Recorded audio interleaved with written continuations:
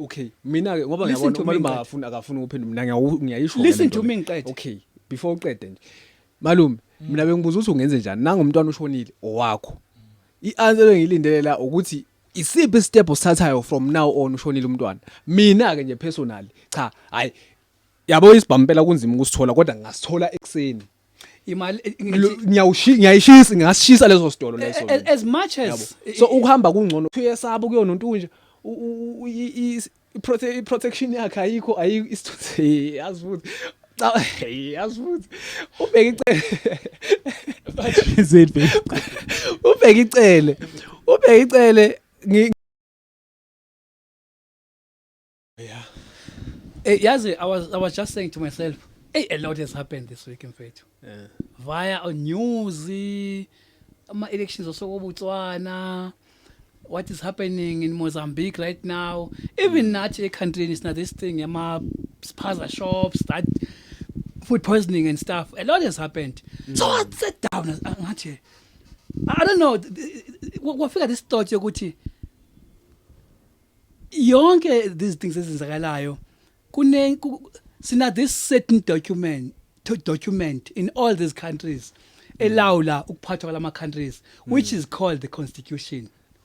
I think is the main document ehambelana nokuziphatha kwethu nokuhlonipha ama rights or what you have a right to do this, you have a right to do this. So something came to my mind ukuthi what if we had only one constitution? And then the question came to me ukuthi what would be that constitution? That would be an overall constitution of all these countries, maybe even the world. World constitution. Yeah. Only if we had only one constitution that we can all trust and sihloniphe sonke and abide by it sonke sihloniphe. Something came to mind ngathi no Bible. I think the Bible would fit. According to me, that's my view. I think if the Bible was the constitution of whatever laws as good Bible, ukuthi you don't do this, you don't do this, you don't do this, you don't do this. If sonke bes follow that route, the Bible as the constitution in this sense. I think it would fit to me because if I can just support kancane thing ngisho ukuthi I think there would be honesty. Bible always talk about honesty. There would be trustworthy. The Bible always talk about being trustworthy. I think there would be responsibility. Responsible because the Bible always talk about responsibility. I think there will be accountability because Bible always talk about being accountable. I think, according to me, I think Bible will fit. I don't know. Uzwile yase Alexandra yazi njoba ukhuluma njalo food poisoning nani Bible being constitution like ingenza ngicabanga ukuthi yazi mhlambe you might have a point yabo noma ngingavumelani nalo kodwa mase uyicabangisisa kahle ngempela lento le abantwana bayashona nangapha kona lady. It's very sad. Kushona abantwana. It's like every week. Like uyayibuza ukuthi kanti yona le constitution le siphila ngayo le la South Africa. Yeah, which is not the Bible now. Angithi yabo. Yes, our own constitution, South African constitution. Yes. Labantu laba akumele ngabe baya chargewa yini since we are losing impilo zeingane la. We are losing impilo ze future yethu zeingane lezi. Iwona ama leaders akusasa. Yabo. Mangabe kuzovela nje umuntu alinyazwe into esimple nje ukuthi uyithengela something ingane ngeke uze uyicontrol uthi hayi ungayishop ethize yabo. Ugovernment uthini while enemthetho in place kune constitution esiguidayo kule eBhayibheli ke ngiyabona nje kuleyo scenario ngicabanga ukuthi iBhayibheli mhlambe lingangena ekutheni ubuntu yabo kuno well ibusiness vele ke umcabango wami njalo lo umcabango wami ibusiness ke vele alinakho alinabo ubuntu kangako yabo kodwa since kune constitution sesihamba through i-constitution. Why ngithi ngingayisupporta ngibuye ngayisupport lento yeBhayibheli as i-constitution ukuthi ngoba sihlukene i-religion asikholelwa kwi-religion eyi-one sisonke siyabantu yabo. I'll make an example. For an example, let's say according to my scenario the Bible was the constitution. The Bible states clear that if you do this it's a sin. It's a sin that is punishable. So now you take this constitution here to China abantu of your country lawa, especially the South African constitution. As much as it caters for our victims, it also caters for our perpetrators. Yeah, how can you balance umuntu omoshile nomuntu omoshiwe ufune babe ku same level? Uma udila ngeissue yabo ukuthi lo umoshe lo, but as much as lo emoshe lo, when trying to punish this one we must also think about lo moshile ukuthi naye amalungelo wakhe. Where do you get ama rights if ever you are an offender? You see, that's my problem with this constitution, which is not the Bible. The Bible states clear that if you are an offender, I don't think you have right. Ukuthi nje okwakho nje ukuthi nje ungumoni, that phela lapho nje. I think the Bible is straightforward. That's why hence I even thought of it ukuthi it would fit if ever it was an overall constitution. Ayikho straightforward. Yabo nje ukukhuluma kanjalo kuyimanje ngicabanga le ndaba leyo ukuthi na phela angizithini umuntu ohlukumeza omunye la nalomunye lo is the perpetrator and the victim. Yes. Banama rights boyi-2 according to South African constitution. iBhayibheli lithi iBhayibheli mangabe ekshaya ngempama la mnikeze esinye isihlathi. Kusho manje wena victim kumele umnikeze ipower over wena. Uyabo ukuthi ngeke kwaba yithi sonke sivumelana naleyo nto leyo. As much as iBhayibheli kuyinto eright vele for ukuthi sikwazi ukumaintain iorder. Ucabangani nalabo bantu ngoba ngeke akukwazi phela ukuthi ngivumele ngiyivictim mina la uyangisukela uyangishaya then sekumele kunike esinye isihlathi. Kusho ukuthi kule scenario leya lezi ingane lezi kusho ukuthi ama-family lezi ingane ezishonile kusho ukuthi ama-family zawo kumele anga complain angathi kusho ukuthi they must go on with the business labantu laba abadayise ukudla okupoisonize einganeni. Don't you even think ukuthi if ever iBhayibheli was the constitution they will ngeke izibe khona into ukuthi umuntu akushaya ngempama because lo muntu lo bezabe ehlonipha lemithetho yeBhayibheli rule with this. I think leyo nto ukuthi umuntu ukushaya ngempama ngapha akushaya ngempama iapply kulama constitution wethu just like a South African constitution because umuntu uyazi ukuthi even if ngamshaya ngempama mase court nami nama rights alingana nawakhe lo. Maybe we won't even go there. We wouldn't even go there if it was the Bible because the perpetrator would know ukuthi I can't start this because I will be in trouble and I have no rights. But according to your constitution le unama rights. For example, namanje they know ukuthi na akumele ubulala umuntu but they do kill. For an example, you've asked me a question about Pakistan. In case of Pakistan now, it goes back. Uthe kuwe if constitution ikhona, what does akumele yini bapunish Pakistan? I think you can refer that to constitution ukuthi what does we depend ukuthi what does the constitution say? Of which is I'm not sure mina ukuthi I'm not aware ukuthi constitution ithini ngalokho ukuthi right now Pakistan are selling ama poisonous food ebantwaneni. I'm not sure. There's no line I quote angithi constitution each. I'm not that very much clear about the constitution right now. But ngisho ukuthi ikhona iclause eshoyo ukuthi no ama Pakistan are punishable ngento abayenzayo. But now at the same time, back to my point, as much as we were going to try we were going to punish Pakistan, we must also think about our rights walo still. Even in this scenario, ama Pakistan epoisone abantwana enjalo, according to this constitution, asene right to get when it goes to court. Unfortunately, that is why I'm not for this. Yeah, just to add something like bengifuna mina ukuthi sibe sure ukuthi ngabe ama Pakistan poison na ukudla or asibe according to your understanding ngabe lento bayenza deliberately or maybe sukenze by mistake. because mangabe sizothi ama-Pakistan it means we are sure ukuthi babayenzile leyo nto leyo. So because mangibhekile mina ukudla bakuthengisayo sometimes uzokuthola ukuthi bese bekustore kuma endaweni efana nabo KitKat. What about ama suppliers? What about the producers, the manufacturers of those products? They manufacture their products. Ibona benza even baze benze even ngisho nokudla okufake. Sininini nje lapha ku social media. Amunye uze waveza ubisi belifakile. Ubisi le brand ethize ngibange salikhumbula kahle. Sininini baveza indlela abafake ngayo khokhi in nani. Noma ngeke ngithi leyo nto leyo si full proof yokuthi ngempela vele that's exactly what's going down. Kodwa kuyabonakalisa ukuthi there's something going on la. Kuwe wavela namanye ama clip futhi. Hey, yabona leyana. Amanzi yoyo. Amanzi bawalanda endaweni engcole kanjani as in like i-toilet straight. Yes. Leyo clip leyo be out there khulunywa ngayo. Yabo.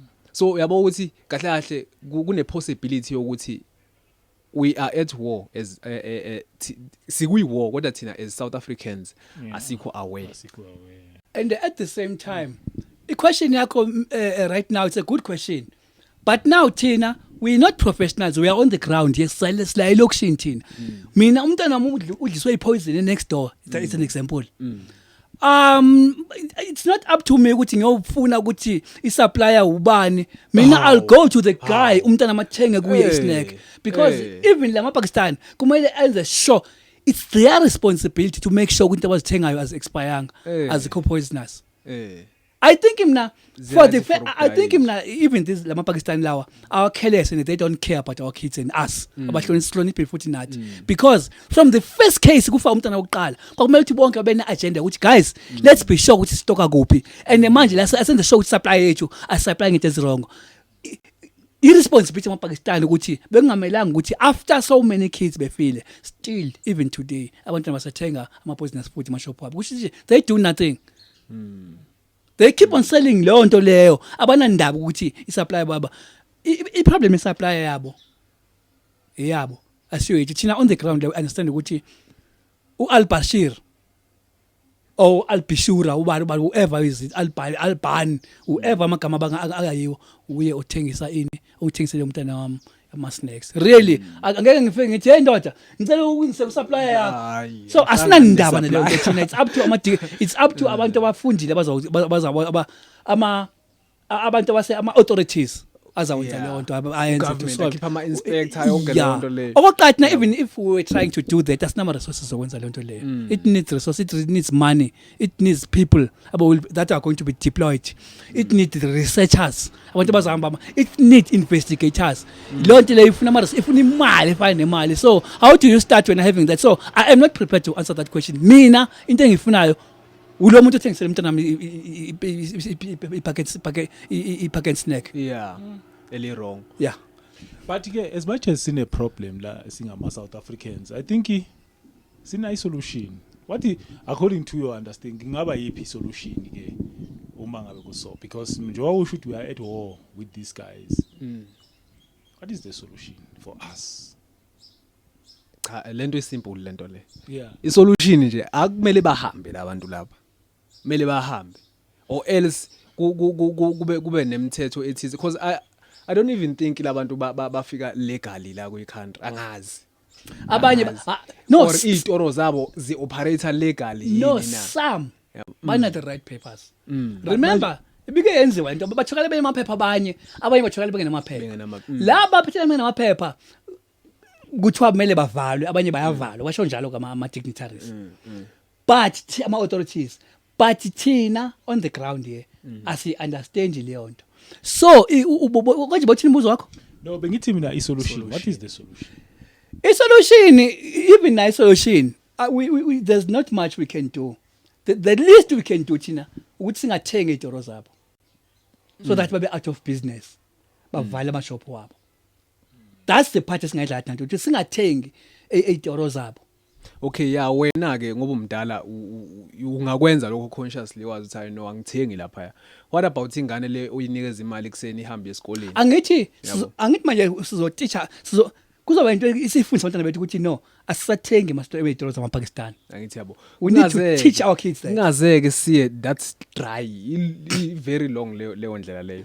Ugovernment nje how like I'm still asking this ukuthi why ugovernment evumela abantu bangaphandle ukuthi kuzoba yibona abacontroller iindustry ebucayi njengokudla. Into edliwa yingane bazoyicontroller and futhi manje akunama inspectors. Sininini kunomjida lapha ku social media angazi umundile igama lakhe yini mhlawumbe niyibonile ivideo yakho uyi comedian umjida wakho uye yazi angithandile futhi nale ya video yakhe ngoba uvele nje washo ukuthi hayibo bafethu simisa kanjani ke lathina as South Africans ugovernment siyabona ukuthi it seems like akanendaba or angazi aka communicate yini nathi ukuthi as update ukuthi no we ama plans ukuthi sikwazi ukuthi sidile nama problems akanje simisa kanjani yabo thina here on the ground siyashona maybe it's your last day nje ula uzothi yaphuma uthi uyothenga something lapha uyithengela nje mhlawumbe uchepis making example leyo chepis kanti inenkinga yabo uzobasho ngani angithi ama cases like this lasibona khona ukuthi government sinayo igovernment na or asinayo igovernment yethu inayo ipower na or ayinayo ipower. It's even worse labantu bahlangeneke manje amaphathi ayi2 lama phathi ayi2 enje azi ukuthi yini into esibhekene nayo as ama citizens kodwa still kusashona izingane even lawo maphathinyana ayi2 asina only 2 parties South Africa. It's up to us manje sibheke ukuthi which is which.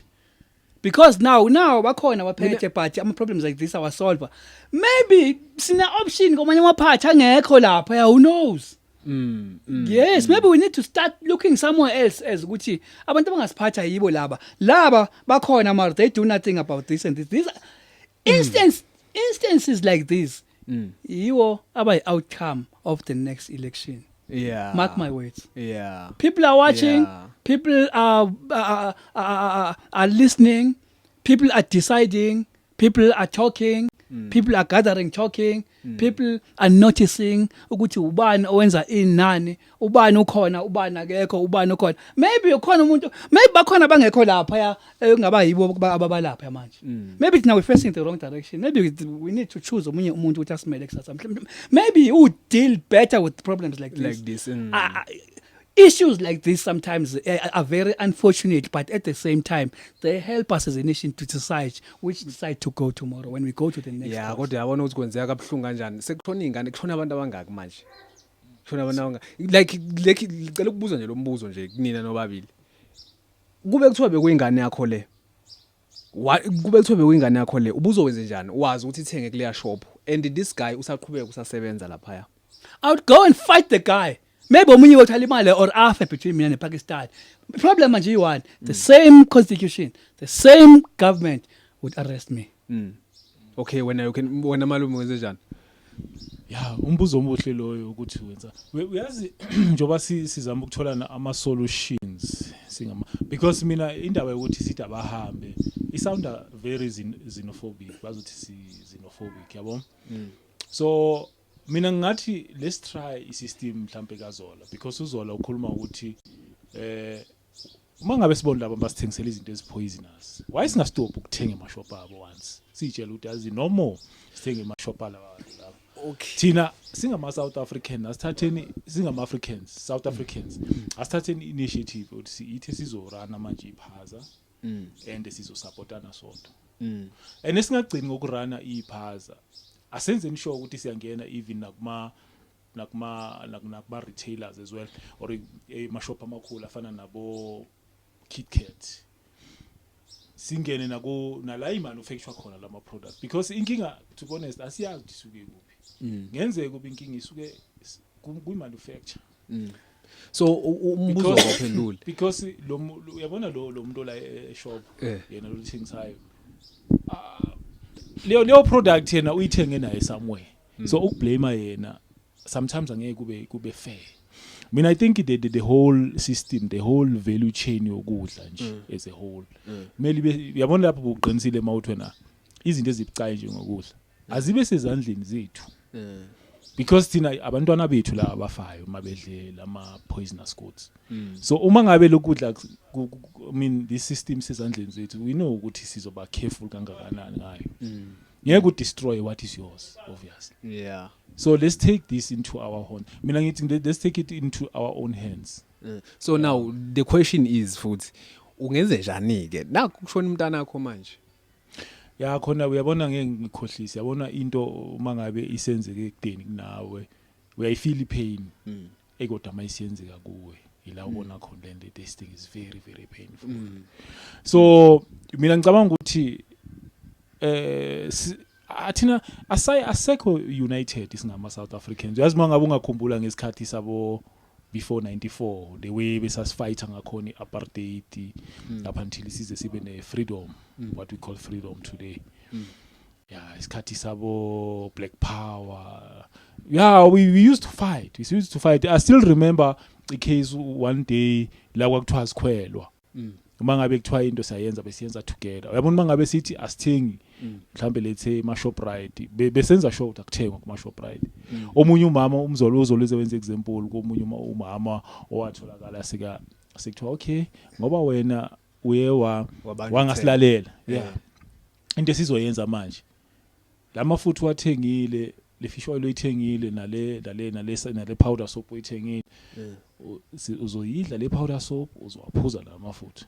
Like the way I structuring ngakhona uma ngabe sithi senza into besiyenza together. So manje I think mina we lack the togetherness isingama South asekho together and sikhulume in one voice. Abahambe I don't support it too. You know why? It leads to okanje once you go out there on the streets.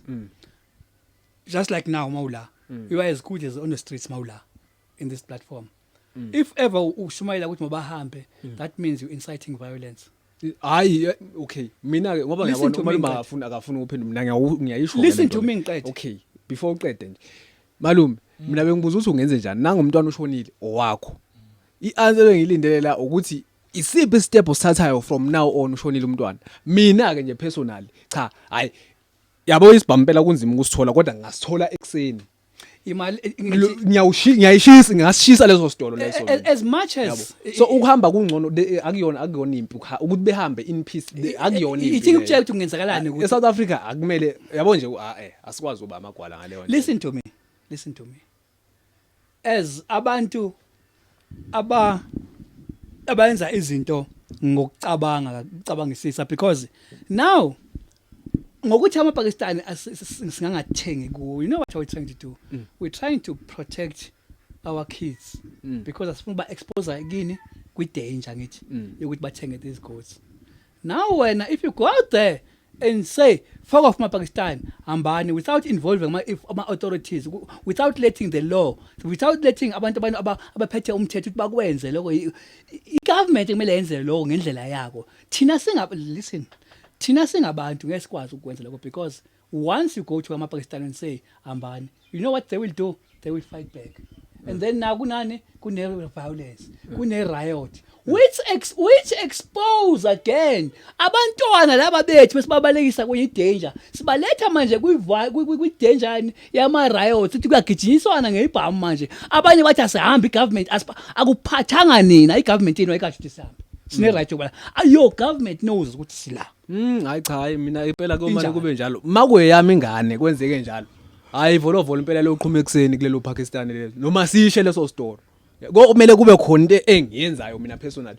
Ngoba na ama authorities they know. Lento into egcwele umhlaba wonke kanje.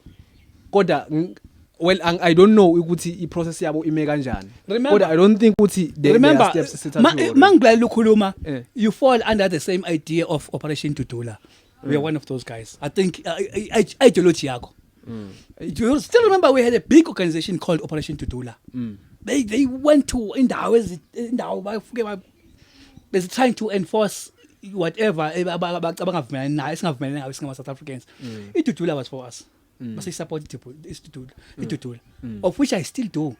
But babe nengqinamba along the way and mawuqala wena uthi abahambe going out there when you'll be honest ukuthi mabahambe qosha bona kuphela ungakhohlwa ukuthi there's a criminal element manje oyinikeza iopportunity ngomsindo wakho ukuthi mabahambe. And then if kutholakala kurojwe izinto manje that will be in your name othi makuhaje.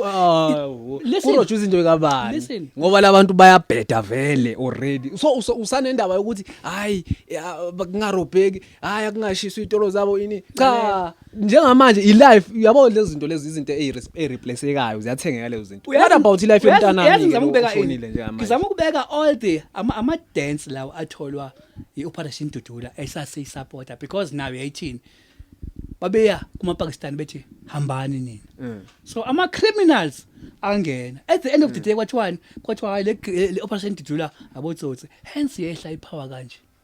Uyawe Operation Dudula bulawa leyo nto phela ukuthi hayi ama criminals manje hayi abantu laba basile basikhipha ezindlini. There was a cry Alexander ukuthi abogogo bakhishwe ezindlini iOperation Dudula kanti akusiyo Operation Dudula abantu abamaske under this agenda Operation Dudula. Well angazi kodwa mina into engishoyo nje hayi ziyokhala kule. That's why ke ngithi yabona kule idea leyo ukuthi na from constitution to iBible as constitution mina nje personally ngeke ngisebenzele leyo nto leyo ngoba ngiyazi ukuthi ukushona komntanami mina hayi ngazi futhi ukuthi ushone uthenge lapha ya lento it's out there wonke umuntu uyazi mina nje ngihleli nje ngithule ngithi ngilinda ama authority okay fine vele obvious ngeke ngize ngiphule umthetho right on the spot kodwa umthetho uthule kurelaxiwe nje bayiphuzela amatiye babhizi ba worried ngobheka icele lapha ukuthi ubheka icele usephucwe ini uthi uyesaba kuyona ntunje protection yakhe ayikho isithuthi yazi futhi yazi futhi ubheka icele ngizwe nakhona iclip nje useseyiyo ni minister akasekho mina angikwazi konke lokho yabo ekhaya ukhuluma into ezihlalela ekhaya umsebenzi ngathi bamphucileke lezi i-protection leyo VIP protection nani uthi akasekho safe manje so manje usethi akekho safe kwakhona umuntu okhipha iclip lapha athi ena hey futhi the whole story ngizwe ngayo vele uthi lo mjida ndoda wena sikutshela ukuthi asikho safe usitshela ukuthi asamse emaphoyiseni ndoda mawungekho safe hamba o report emaphoyiseni ke basho kuye manje akahambe o report emaphoyiseni yena angazi ukuthi kushuthi nami ngahlahle ebefuna kwenza ngaleni kuyo yonke lento le so okukhomisa khona ukuthi even kwayena umuntu obephethe amaphoyisa uyazi ukuthi la akuhambi kahle yabo futhi lento iqala nangokuthini uzoyibona ngani imithetho esebenza ake sithi nje umthetho othize mangabe wenze icala elithize uzofinwa yabo uzokhona ukuthi uthole ibail mangabe ukwazi ukuthola ibail kushuthi lo mthetho lo kahle kahle awu apply kumuntu onemali shu lo mthetho umuntu obroke ngoba mangabe ubroke ngeke ukhona ukukhokha ngithi lo onemali can break the law as many times as afuna ngendlela afuna ngayo ngoba anyway uzothola ifine uzobhayila the state is making money yabo wena ke ma ubroke wena uchargewe njengamanje uzofana kanjani nawo wona lama Pakistan lawo adayisela izingane ukudla ongekho right banemali already they've been sucking i-profits from us for a long time for the longest time so now mangabe bazoya vele I'm sure bazoya ema court nani yonke lento amacala yonke and bani ma rights too yes yabo bazothola abameli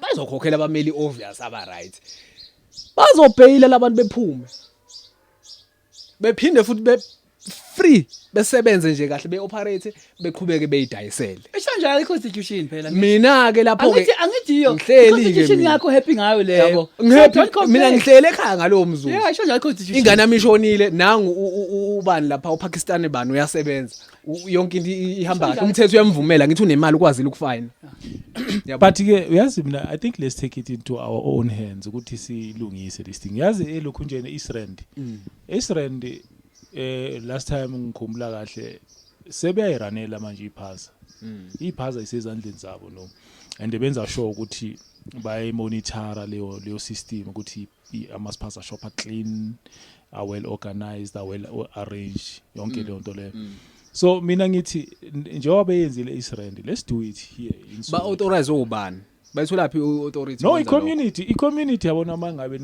sisukuma sibambane sithi now we are doing it. Let's take over all these puzzles. Occupied manje, how do you do that? Take us through the process. How do you do that from step 1 until when you now everyone is owning each Spaza? Kunama Pakistan right now. How do we start? Take us through the process. Yeah. Put us in the picture. Well, yabona njengamanje ngoba sesibonile ukuthi the system is working and by achievile isrand. Oh yeah. I think thina singama Sowetan's. Let's visit isrand. Because I know one of the leaders ya yonke le movement yangala simbuzo uthi nina ni manage kanjani to do this. Because sometimes no engage with each other kungas help to know ukuthi oh nenze so and so and so and so.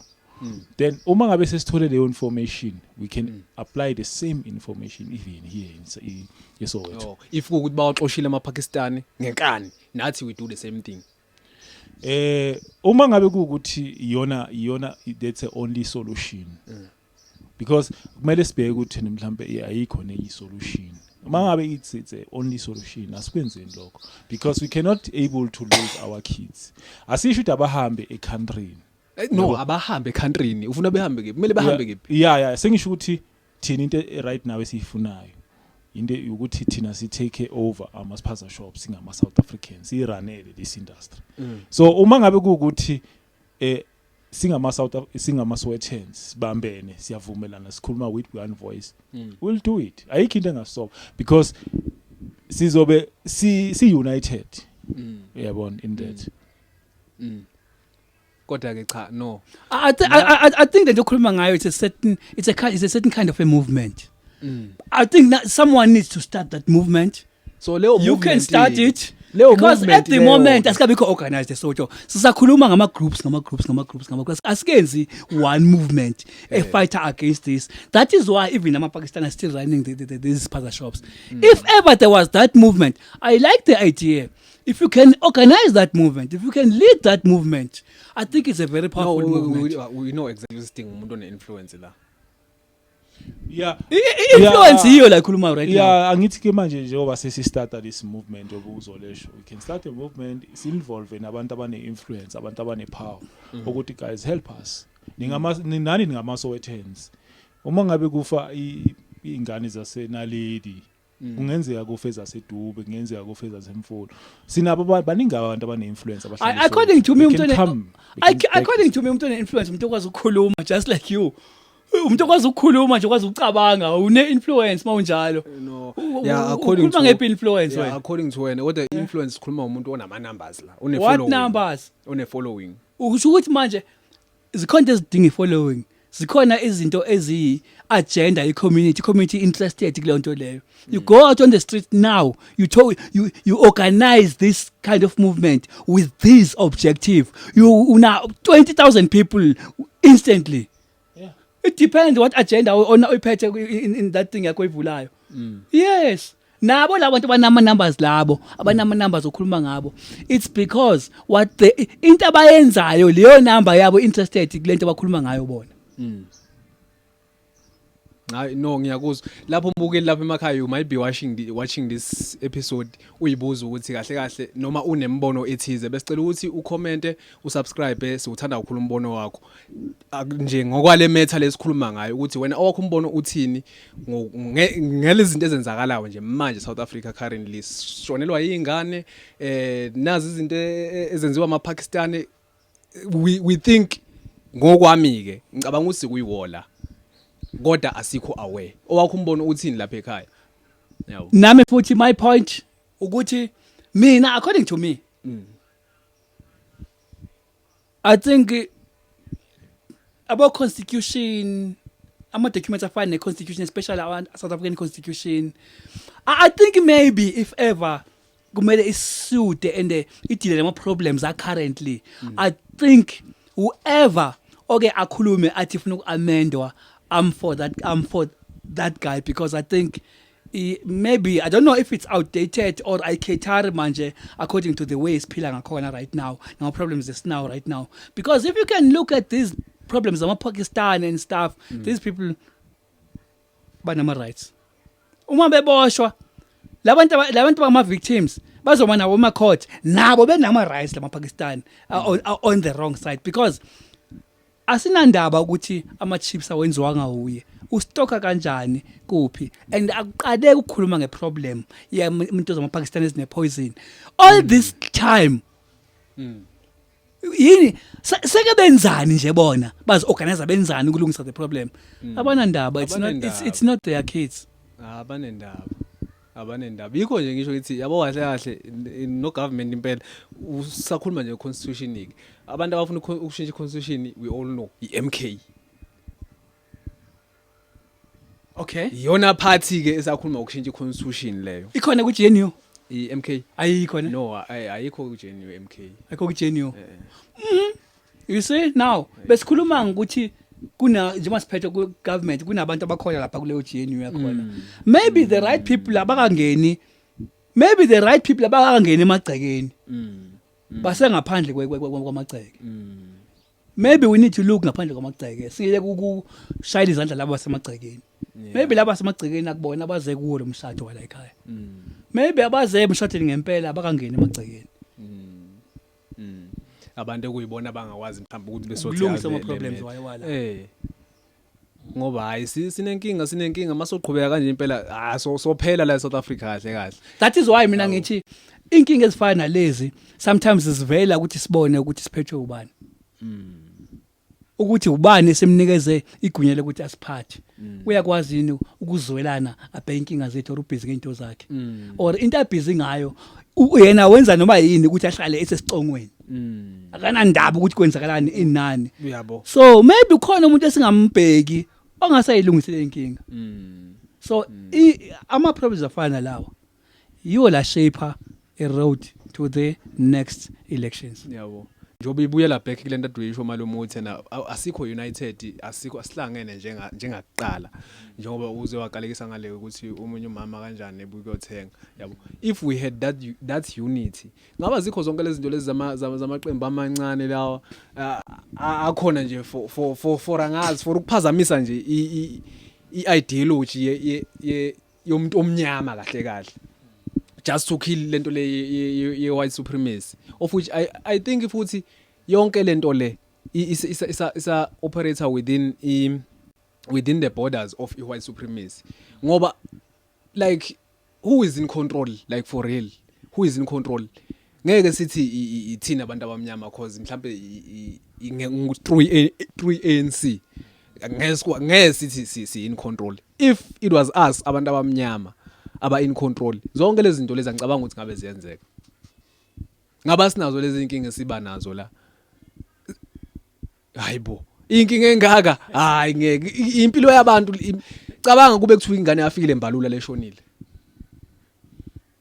even ngisho ngathiwa mhlawumbe bishone ngephutha mhlawumbe bekudlalwa ibhola mhlawumbe kwenzeka something angazi bekuyoba serious matter le but now kushona ingane yomuntu we are all the same ilapho ke ngavumelana khona nokuthi iBhayibheli libe iconstitution yomhlaba wonke because singabantwana baNkulunkulu sonke akekho onama ranks amakhulu ukuthi hayi no lona ke ngoba nakhene nenkinga nje sekumele sithathele phezulu mangabe nje imeda ukuthi unemali noma unayo imali mawuboshwa uyaboshwa indaba yokuthi kunomthetho oapply uma ungabe unemali mangabe unenamali uyaboshwa ngempela akumele ngabe njalo lento le akumele ngabe njalo mawuboshwa boshwa angithi i-charge yakho kuthiwa kumele uboshwe vele boshwa akungabe ukuthi hayi no apply libail mawungenayo imali yebail ke kushuthi uyaboshwa ke kushuthi everyone has a right to bail angithi yabona ukuthi lento lena kahle isa supporta bona labelungu labahle kahle yibona abantu abanemali thina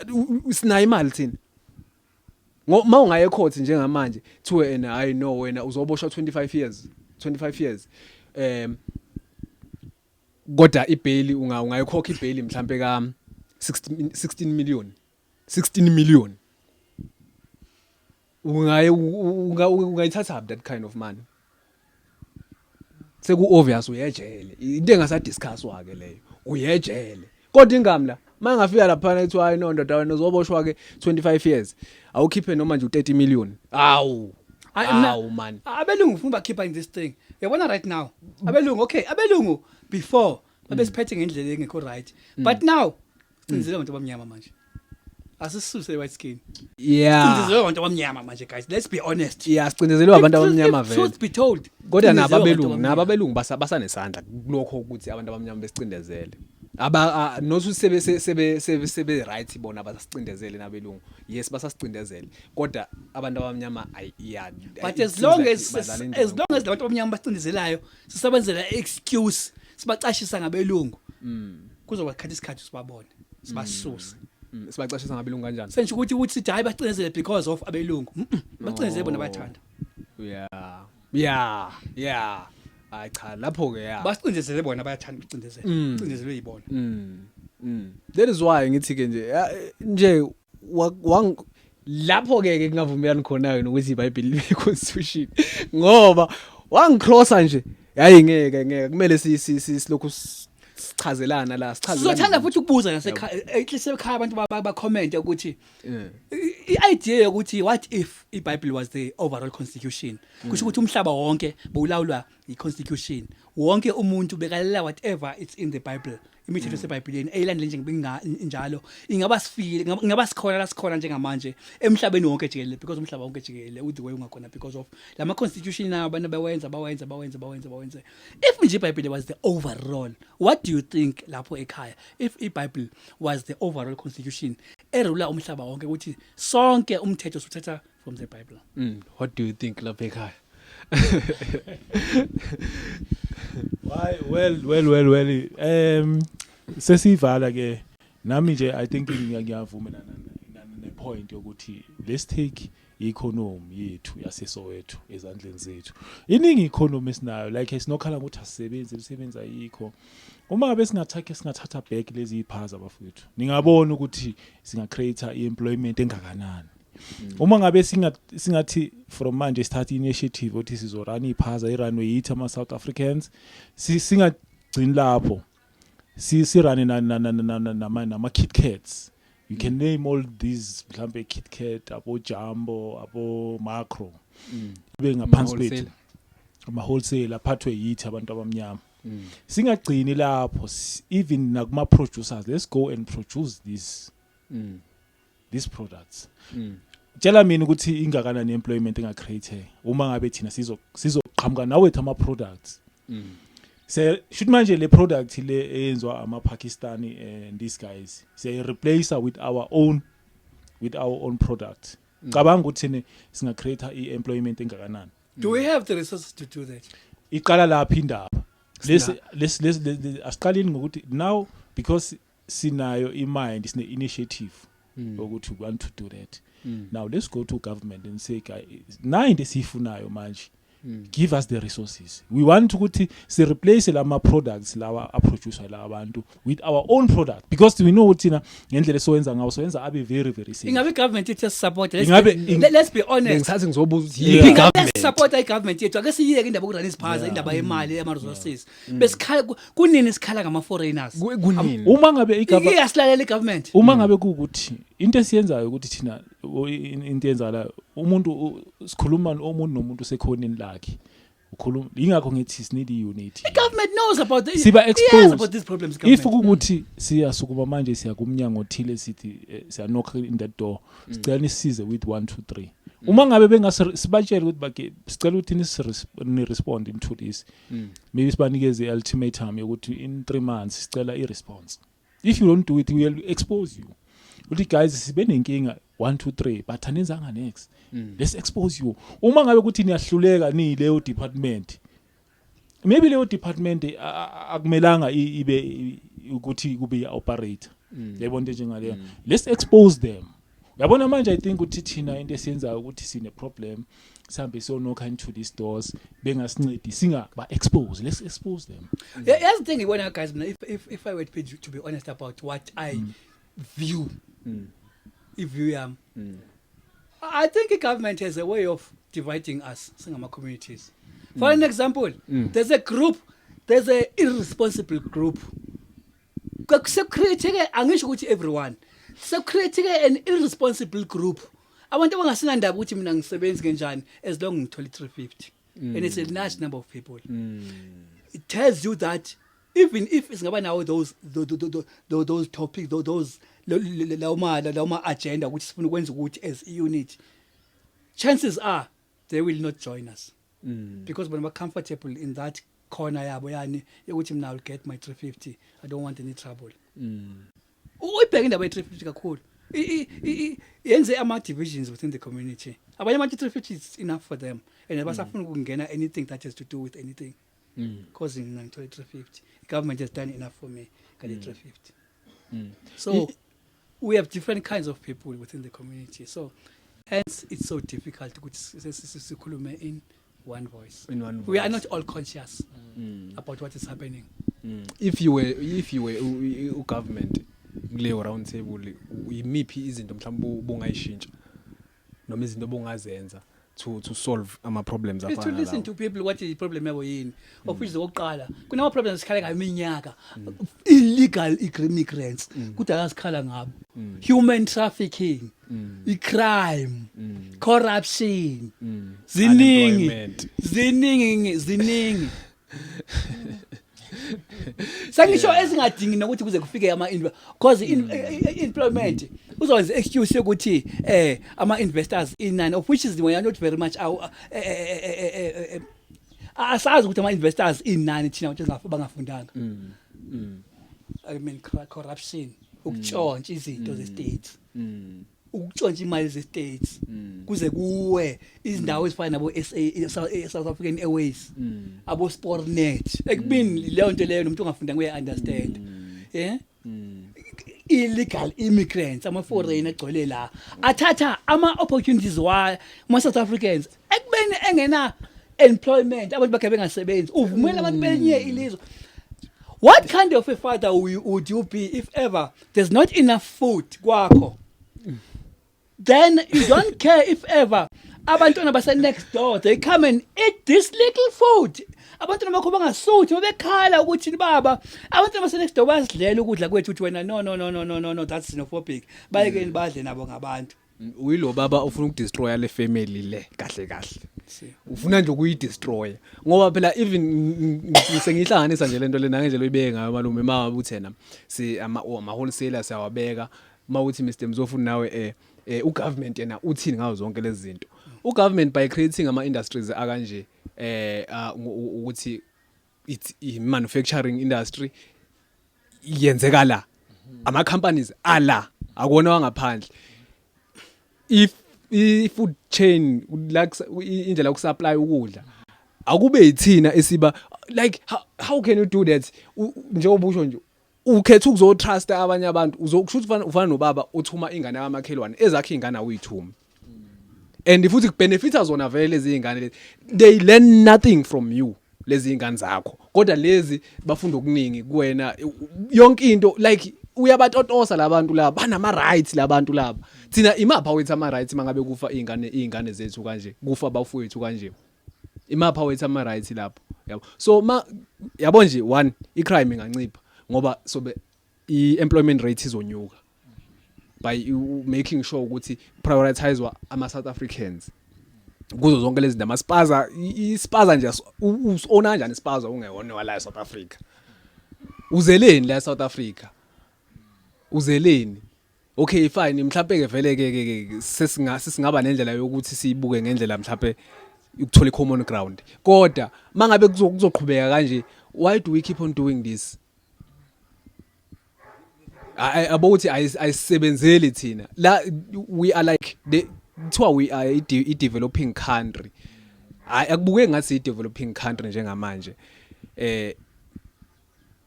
well asikho developed ngoba kunama developed nama developed no developing to us developing country it seems like we are a falling country njengamanje asina ayikho i continuation ayikho asikho kwijourney kunini saqala kuthiwa si developing country nje futhi kwakhona lokho right now eMozambique kuyaliwa bashisa izinto zabo bashisa some of indawo zabo bashisa imoto bashisa ama truck bashisa in you know what will happen there will be a list of people abafuna baboshwe for leyo nto leyo amaphoyisa you know where they will run to bazogijimela bazobalekela kuphi la bazoza la abanye becala mama ngaba singasalunga izinto kube moshe izinto zabo ngale indlela bengenama resources ngale bayazi bazogijimela kuphi bezocasha la every criminal was Africa ula. Africa is it's South Africa. Oh yes, there was a statement. There was a statement by any political analyst ngikhohle ukuthi ubani ethi bambuza about indaba ye-MK but now bomzwandile manje baya ku-ANC athi no it seems as if i-MK ikhaya labantu abangama criminals abanamacala abalekela khona whereas the country kuyicala South African South Africa i-MK is a small part of party it's South Africa South Africa it's a big it's a country inkulu but ikhaya lama criminals of South Africa that's a bigger picture we only talk about small pictures where we about small pictures where we say hayi ubani uphume ku party so unecala alifunelwayo ugijimela ku MK kusho ukuthi MK ifihla ama criminals inanana whereas the country yethu wafethu right now under this government likhaya labantu abangotsotsi badla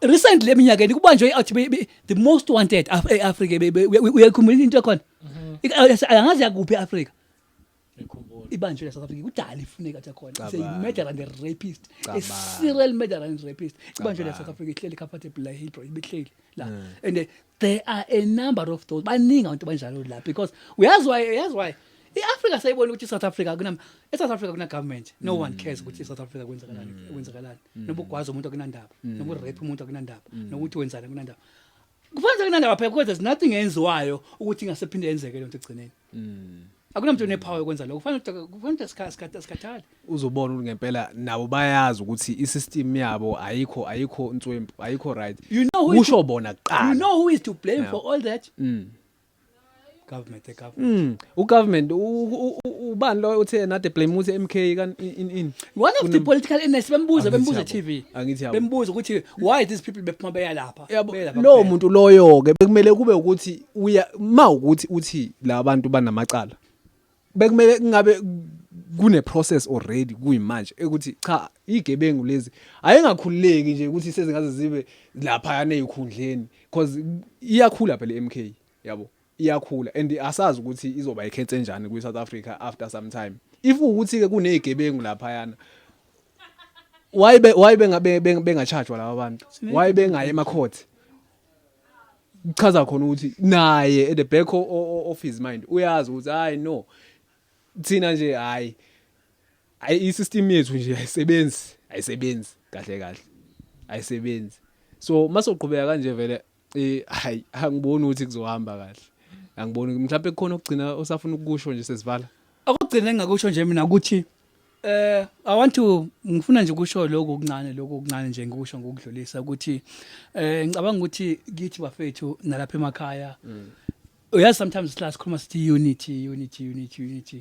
unity igama elikhulu kakhulu uyazi if ni united nibonakalisa iunity even the enemy akwazi ukungena phakathi kwenu if sibonakalisa iunity even isigebengu masingenile stratini kuso strat leso masibona ukuthi le ndlu le iyazwana le ndlu le iyazwana le kunzima ukuthi angangena kwenye into enza ukuthi criminal ingene iphule indlu yakho mawungekho ukuthi seyisebonile ukuthi la niphila ngokungazwani kahle if ningazwani ngabikho united niyazi expose kuma criminals na ku danger but manihlangene niyazi protector abantu nakuphi abasuka athola isikhoma sakhe angene emanzini ajumpe aze la ecountryn afika rape abantwana afike enze afike enze whatever because uyabona ukuthi South African abazwani eyona weak point yama South Africans abayisebenzisayo ama foreigners wonke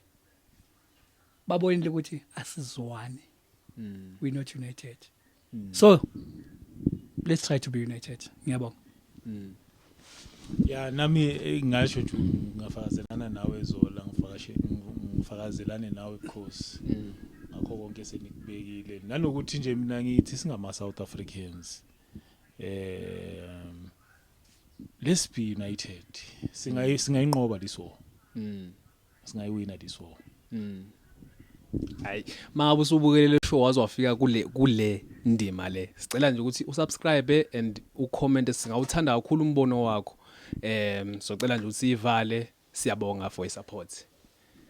Yeah. Siyabonga.